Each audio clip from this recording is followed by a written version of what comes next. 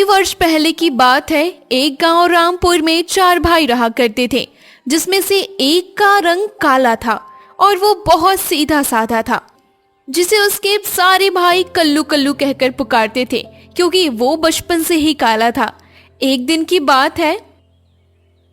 भाई मैं क्या सोच रहा था कि हाँ हाँ भैया, बताओ ना क्या बात है। क्यों ना हम इस कल्लू को घर से निकाल दें। वैसे भी ये कुछ बोलेगा नहीं, सीधा साधा जो है। अरे नहीं नहीं, हम इसे घर से कैसे निकाल सकते हैं।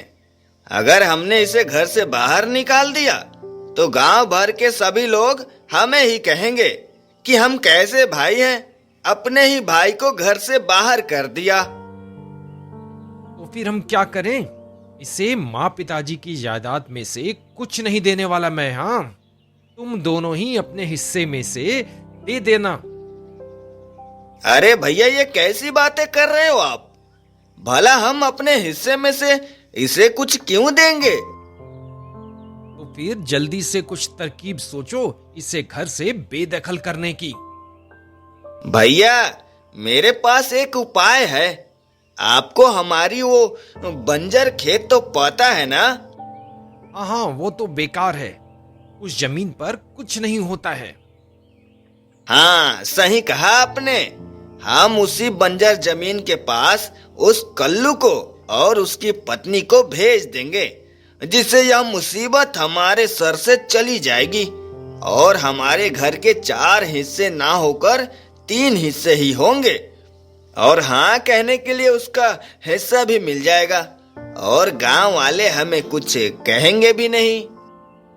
हाँ, ये बात तो तुम सही कह रहे हो। वो देखो, वो जा रहा है कल्लू। अरे सुन बे कल्लू, कहाँ जा रहा है तू? बस भैया, बाहर ही जा रहा था। अच्छा सुन, हमें तुझसे कुछ जरूरी बात करनी है। जी भैया, कहिए ना। हमने जमीन के 4 हिस्से कर लिए हैं, समझा। यहाँ जो जमीन और घर है ना, यह हमारे तीनों के हिस्से में आई है। और हमारी बाड़ी के पास जो जमीन और मकान है वो तेरे हिस्से में आया है। तो तू एक काम कर, तू अपनी पत्नी को लेकर वहीं चला जा। तुझे मेरे इस फैसले से कोई ऐतराज तो नहीं है ना। अरे नहीं भैया, आप मुझसे बड़े हो।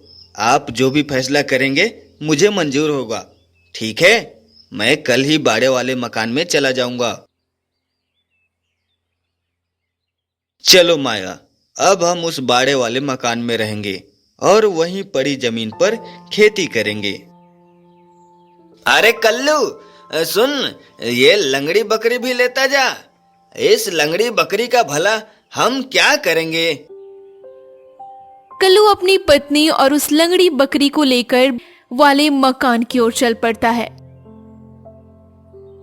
चलो, अच्छा हुआ ये कल्लू यहाँ से चला गया। अब यहाँ की जमीन और हमारे घर तीनों का है। ठीक है ना भाइयों? हाँ हाँ भैया, आपने बिल्कुल सही किया। हाँ, अब इस कल्लू से हमेशा हमेशा के लिए छुटकारा मिल गया। अरे ये क्या है, ये जमीन तो पूरी बंजर है।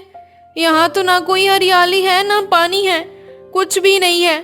अब हम यहाँ कैसे खेती करेंगे। और ये बकरी तो यहाँ ज्यादा दिन रह भी नहीं पाएगी।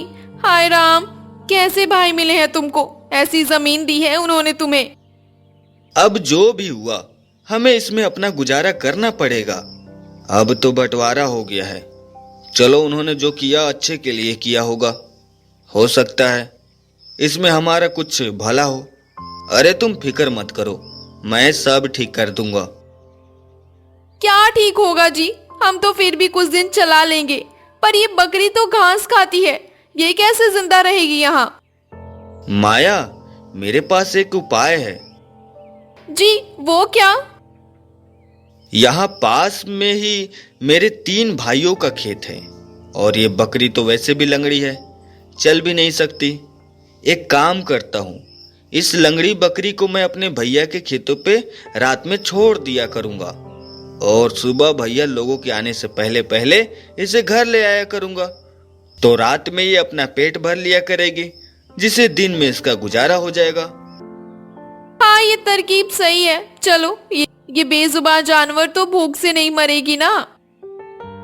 रात होती है और कल्लू उस लंगड़ी बकरी को उठाकर अपने भाइयों के खेत में छोड़ देता है और वापस आकर अपने घर में सो जाता है और बहुत सुबह अपने भाइयों के उठने से पहले जाकर उस बकरी को खेत से लाकर अपने घर छोड़ देता है। ऐसा करते करते काफी दिन बीत जाते हैं।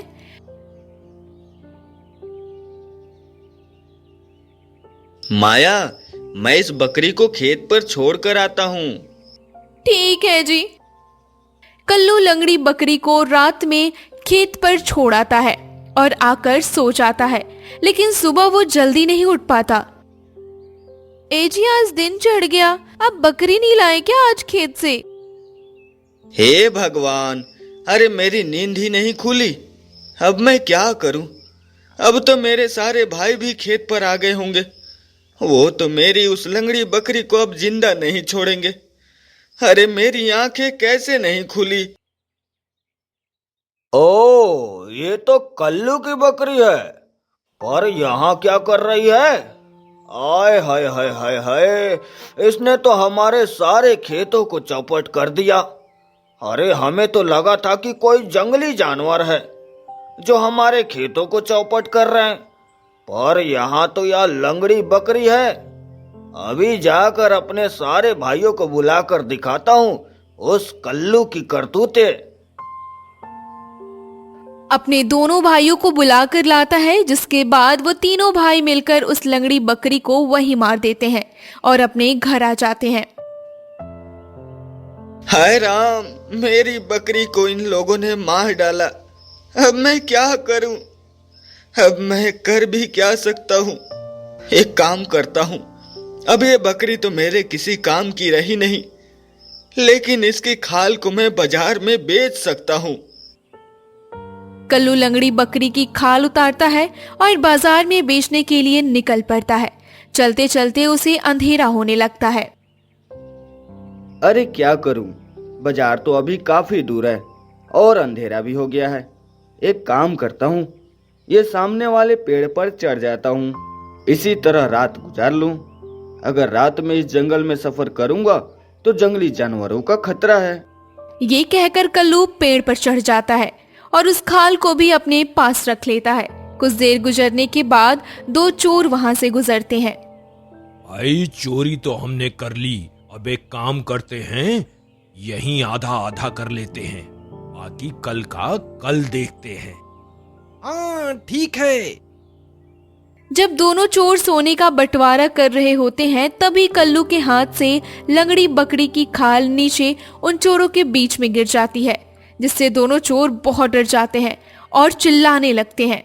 अरे भागो भागो, भूत भूत! अरे अरे, वो भूत नहीं, चुड़ैल है शायद, भागो यहाँ से। दोनों चोर चोरी किया हुआ सामान वहीं फेंकते हैं और वहां से भाग जाते हैं। अरे ये क्या? ये लोग कौन थे और ऐसे क्यों भाग रहे हैं? खैर छोड़ो, मैं अपनी लंगड़ी बकरी का खाल ले आऊं, शायद मेरी आंखें लगने पर गिर गई हैं। कल्लू जैसे ही नीचे उतरता है तो देखता है, अरे ये क्या है? वाह, मैं तो माला माल हो गया। सच्ची कहते हैं लोग, ऊपर वाला जब देता है तो छप्पड़ फाड़ कर देता है। धन्यवाद प्रभु, तेरा बहुत बहुत धन्यवाद। अब जब इतना सारा धन मिल ही गया है तो यह खाल मेरे किस काम की? चलो इसे यहीं फेंक देता हूँ।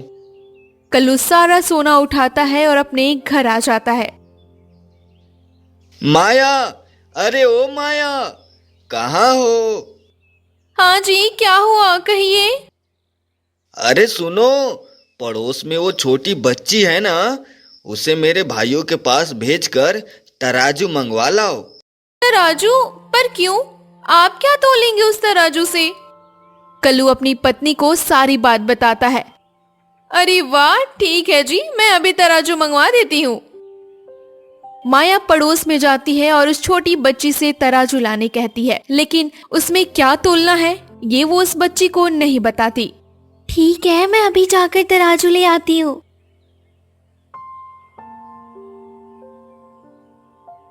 ताऊ, ओ ताऊ, कहाँ हैं आप? क्या हुआ? क्यों ताऊ ताऊ चिल्ला रही है? वो कल्लू चाचा ने तराजू मंगाया है। तराजू? भला इन दोनों के पास ऐसा क्या आ गया जो इन्होंने तराजू मंगवाया है? एक काम करती हूँ, इस तराजू के नीचे एक लुक लगा देती हूँ ताकि मुझे भी पता चले कि आखिर ये लोग क्या तोल रहे हैं। मोहन की पत्नी उस तराजू में लुक लगाती है और तराजू उस बच्चू को दे देती है। कल्लू चाचा, ये लीजिए तराजू। हाँ हाँ, ला बेटी ला। अब तू जा बेटी। कल्लू और उसकी पत्नी उस तराजू में वो सारा सोना तोलते हैं, लेकिन जब वे दोनों सोना तोल रहे होते हैं तभी एक सोने का सिक्का लुक में फंस जाता है। अजी, ये तो गजब ही हो गया, कितना सारा सोना है ये तो। हाँ हाँ माया, बहुत सारा सोना है अब तो हमारे पास। अब जा, यह तराजू दे आ उस बच्ची को, वो मेरे भाइयों को दे आएगी। ठीक है जी।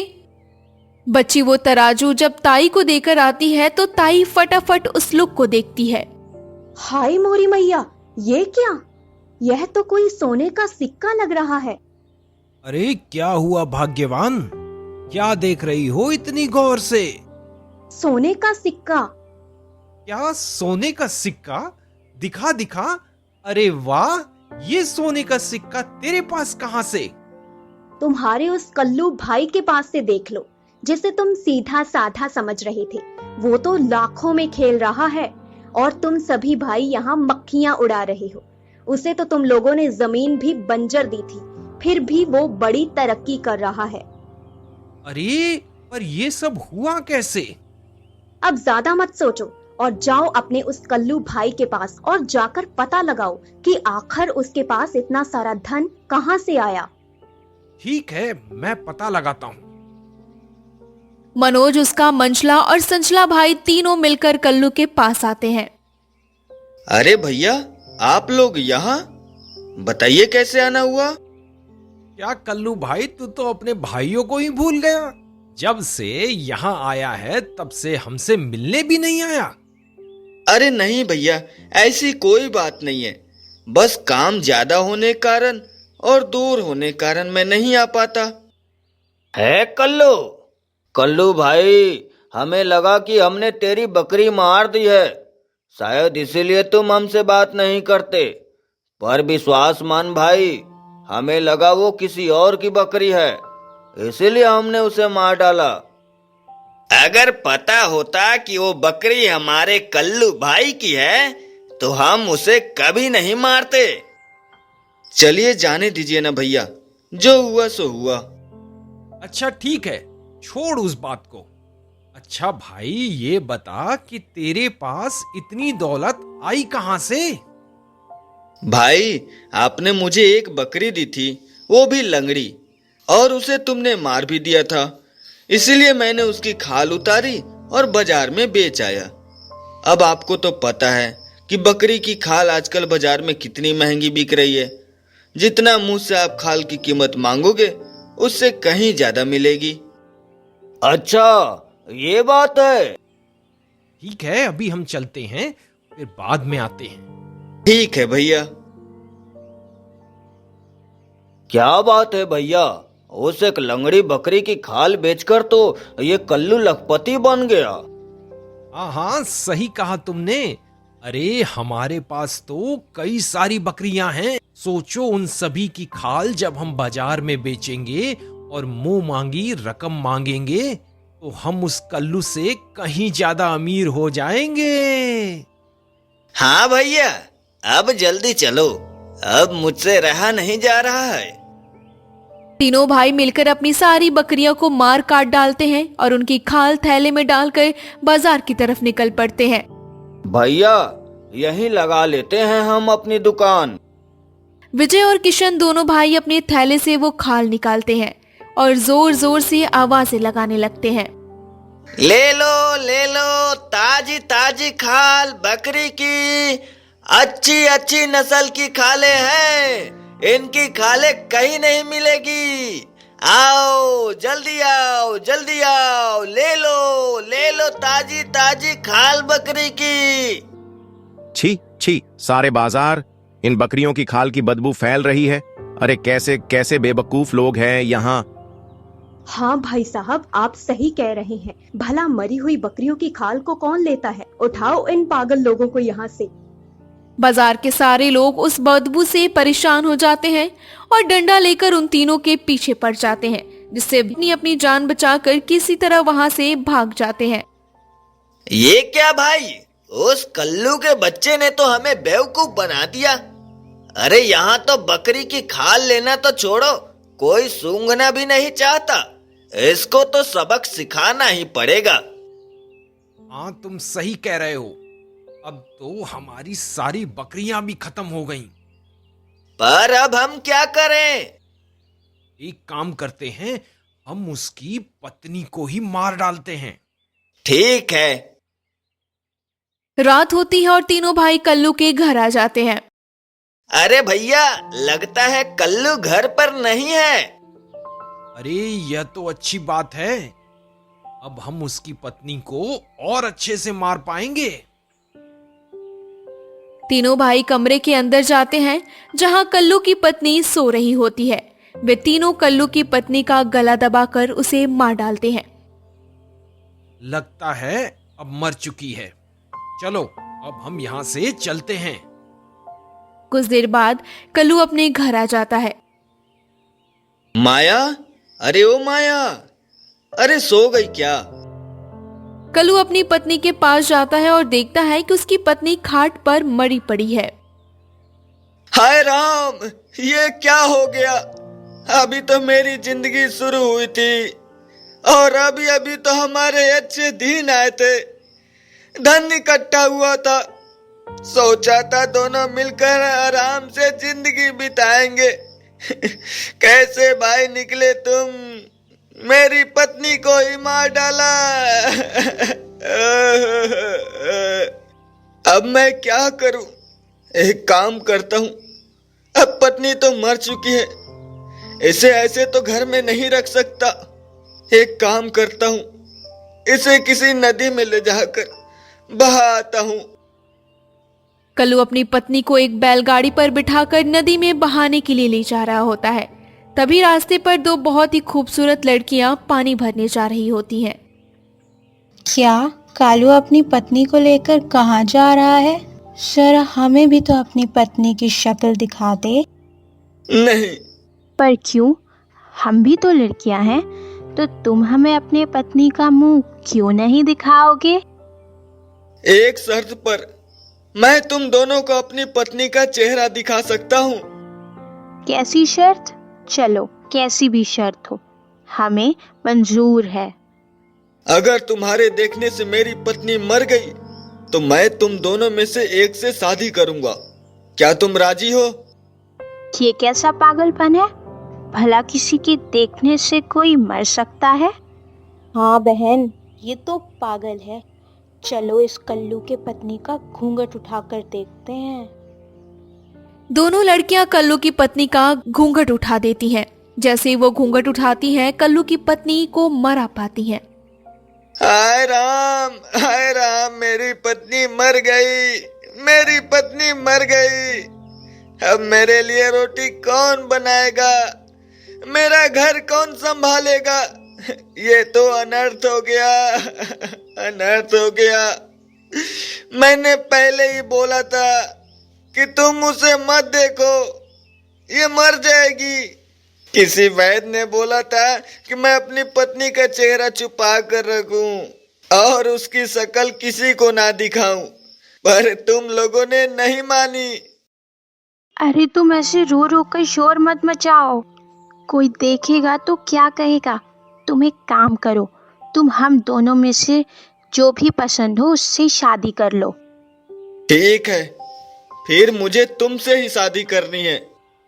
ठीक है, तो तुम जल्दी से जाकर इसे नदी में बहाओ, तो मैं तुम्हारे साथ चलती हूँ।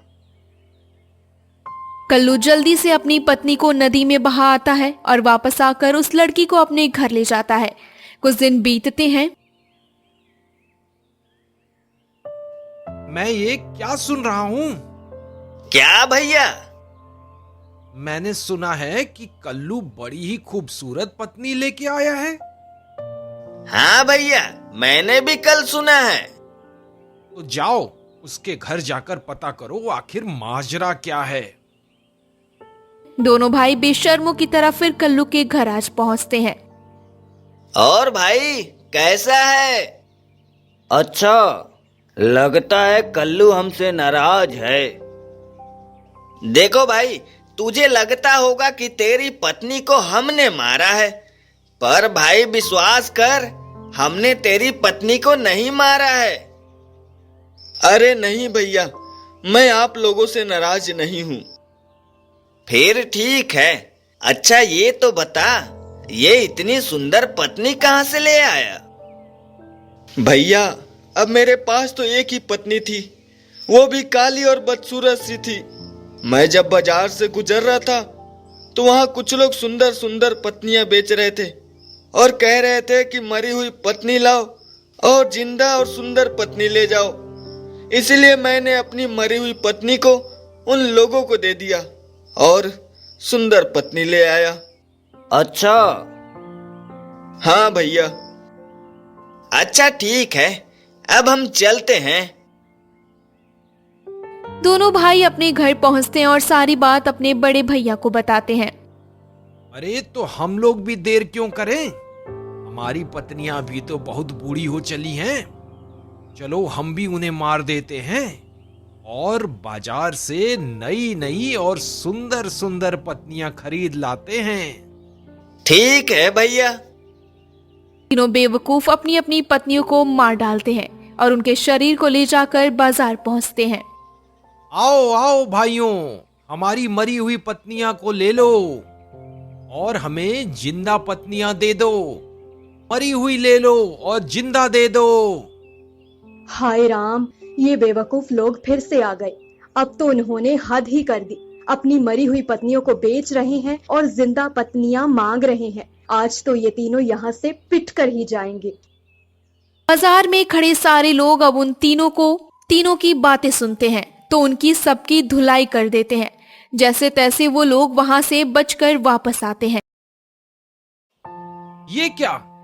यह कल्लू हमारे साथ एक से बढ़कर एक चाल चल रहा है। अब क्या किया जाए? भैया, अब तो एक ही चारा बचा है। क्या? भैया, क्यों ना हम अब इसके घर को ही जला दें? हाँ, यही सही रहेगा। हमारा बदला भी पूरा हो जाएगा। लेकिन ध्यान रहे, जब वे दोनों घर पे नहीं हो तब उनका घर जलाना, ताकि उस कल्लू को पता ना चले कि उसका घर हमने जलाया है। ठीक है भैया।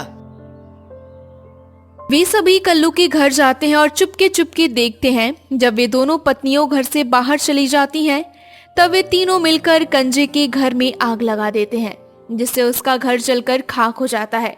कुछ देर में कल्लू और उसकी पत्नी आते हैं। हे राम, ये क्या हुआ? मेरा सारा घर जला दिया उन हरामखोरों ने।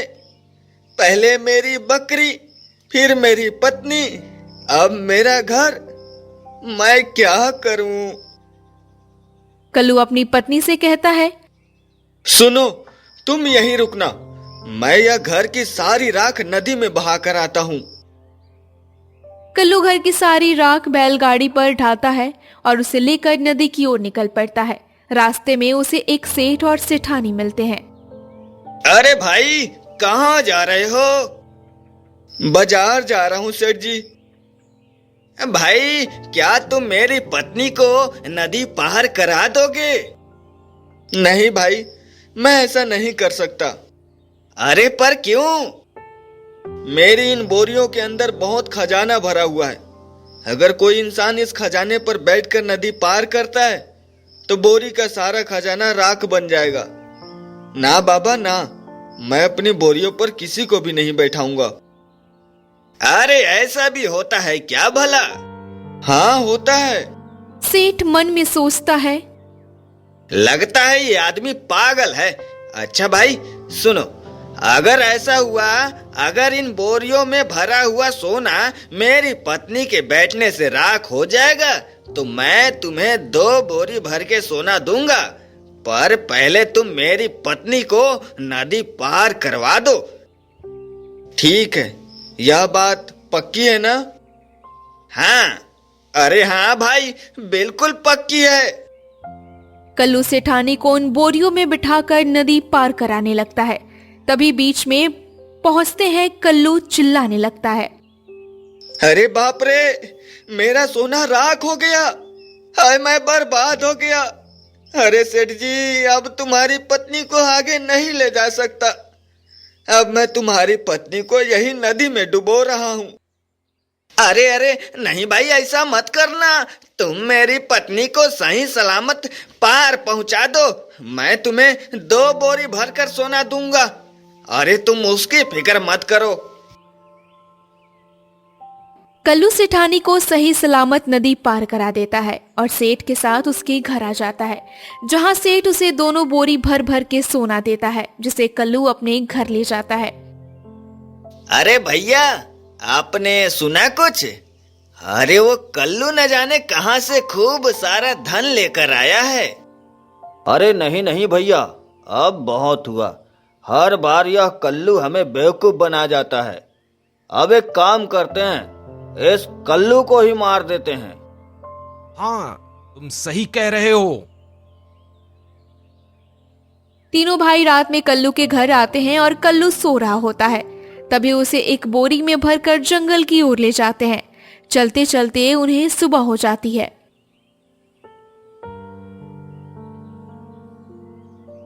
भैया, बड़ी जोरों की भूख लगने लगी है, अब तो एक काम करते हैं, यह कल्लू तो इस बोरी में कैद है, हम चलकर कुछ फल खा लेते हैं और इसे यहीं छोड़ देते हैं।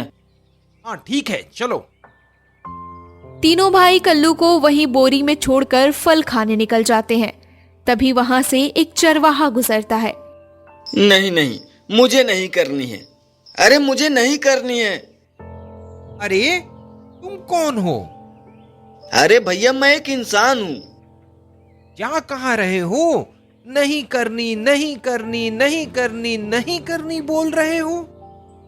अरे भैया क्या बताऊं, मेरे तीनों भाई मेरी शादी इस राज्य के राजा की बेटी से करवाने जा रहे हैं। मेरे भाई मेरे जबरदस्ती शादी करवाना चाहते हैं और मैं हूं कि करना नहीं चाहता। अच्छा अच्छा, अगर तुम राजकुमारी से शादी नहीं करना चाहते हो तो मैं कर लूं? हाँ हाँ बिल्कुल, अगर तुम्हारी इच्छा है तो तुम ही कर लो। आओ आओ, इस बोरी में तुम कैद हो जाओ और कुछ बोलना मत, ये तुम्हें सीधा वही खोलेंगे जहां शादी होगी। मैं तुम्हारी बकरियों को तब तक तुम्हारे घर पहुंचा दूंगा। ठीक है। चरवाहा कल्लू को बोरी में से निकाल देता है और बोरी के अंदर घुस जाता है। थोड़ी देर में कल्लू के भाई आते हैं और उस बोरी को उठाकर नदी में फेंक देते हैं, जिससे चरवाहा डूबकर मर जाता है। हाँ, ये हुई ना बात। अब हुआ कल्लू हमेशा के लिए खत्म। चलो अब इसके घर चलते हैं। उसकी पत्नी, खजाना और घर अब हमारा हुआ। तीनों भाई कल्लू के घर पहुंचते हैं तो देखते हैं, अरे यह क्या? यह कल्लू तो जिंदा है और इसके पास इतनी सारी बकरियां कैसे आईं? तीनों भाई कल्लू से पूछते हैं, क्या भाइयों, तुमने भी ना मुझे कितने उतले पानी में फेंका था, बस इतनी सी बकरियां मेरे हाथ लगी। अगर तुमने मुझे और गहरे पानी में फेंका होता तो मुझे और भी बहुत सारी बकरियां और बहुत सारा खजाना मिलता कि पूछो मत। वैसे मुझे खजाने की जरूरत नहीं थी, मुझे सिर्फ बकरियों की जरूरत थी, तो मैं इन्हें ले आया। नहीं, अब हम तेरी बातों में नहीं आने वाले। अब तू हमारे साथ चल। ठीक है, फिर चलिए।